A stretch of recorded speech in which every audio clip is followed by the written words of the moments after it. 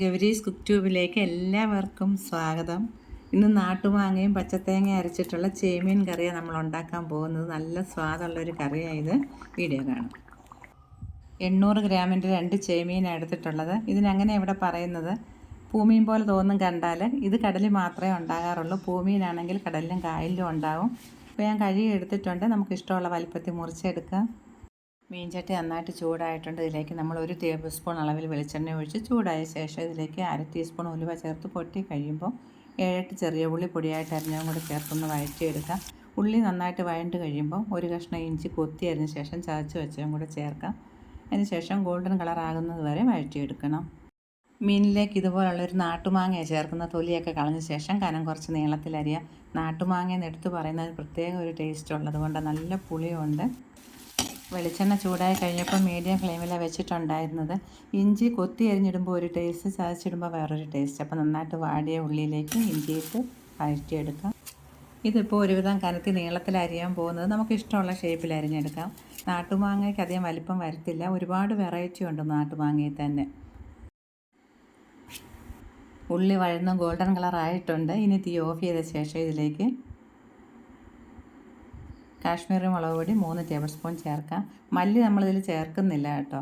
ഈ ചൂടിൽ മുളക് പൊടി മൂത്തോളും. ഇനി ഇതിലേക്ക് 1 ടീസ്പൂൺ മഞ്ഞൾപ്പൊടിയും കൂടെ ചേർക്കാം. ഇനി സ്റ്റവ് ഓൺ ചെയ്ത ശേഷം 1.5 കപ്പ് വെള്ളവും കൂടെ ഒഴിക്കാം. പൊടികൾ പാകത്തിന് മൂത്തിട്ടുള്ള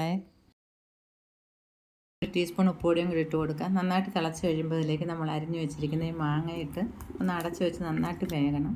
വെന്ത് കഴിയുമ്പോൾ ഇതിലേക്ക് അരമുറി തേങ്ങ എടുത്തിട്ടുള്ളത് അധികം വെള്ളം ചേർക്കാണ്ടൊന്ന് അരച്ചെടുക്കണം. ചെറിയൊരു തരിയോടെ കൂടി പേസ്റ്റ് രൂപത്തിലാക്കേണ്ട. കുറച്ച് വെള്ളം ഒഴിച്ച് അരയ്ക്കാവും. ഇതിൻ്റെ കൂടെ 3 ചെറിയ ഉള്ളിയും കൂടെ ഒന്ന് മുറിച്ച് ചേർക്കാം. ഈ മീൻ കറിക്ക് നമ്മൾ ഇതുപോലെ അരയ്ക്കുന്നത്. മാങ്ങ വെച്ചിട്ട് കുറച്ച് സമയമായിട്ടുണ്ട്. ഇപ്പോൾ വെന്താണ് നമുക്ക് നോക്കാം. നല്ലപോലെ വെന്തിട്ടുണ്ട്. അരച്ച് വെച്ചിരിക്കുന്ന തേങ്ങയും കൂടെ ചേർത്തൊന്ന് ഇളക്കിയ ശേഷം ഉപ്പൊക്കെ പാകത്തിനൊന്ന് നോക്കാം. കുറച്ച് ഉപ്പ് കുറവുണ്ട്. 1 ടീസ്പൂൺ ഉപ്പ് പൊടിയും കൂടി ഇട്ട ശേഷം ഉലുവ വറുത്ത് പൊടിച്ചത് 1/2 ടീസ്പൂൺ ചേർക്കാം. ഇപ്പോൾ ഏകദേശം കുറുകി വന്നിട്ടുണ്ട്. ഇനി തീ കൂട്ടിയിട്ടിട്ട് വേണം മീൻ കഷ്ണങ്ങൾ ഇട്ട് കൊടുക്കേണ്ടത്. നല്ല പുതിയ മീനായത്. ഈ മീൻ എങ്ങനെ കൂട്ടാൻ വെച്ചാലും നല്ല ടേസ്റ്റാണ്. പുളിയും മുളകിട്ട് വയ്ക്കാം. അതുപോലെ തേങ്ങ വറുത്തരച്ച് വയ്ക്കാം. വറക്കാനാണെങ്കിൽ അതിലും നല്ല. അപ്പോൾ ഈ മീനിൻ്റെ കൂടെ നമുക്ക് ഈ തലയും കൂടെ ഇടണം. നല്ല ടേസ്റ്റ് കിട്ടും. ഇനിയിപ്പോൾ തീ കുറച്ച് മീഡിയം ഫ്ലെയിമിലാക്കി വെച്ചിട്ട് നമുക്ക് കുറച്ച് സമയം 10 മിനിറ്റ് മതി അടച്ച് വയ്ക്കാം.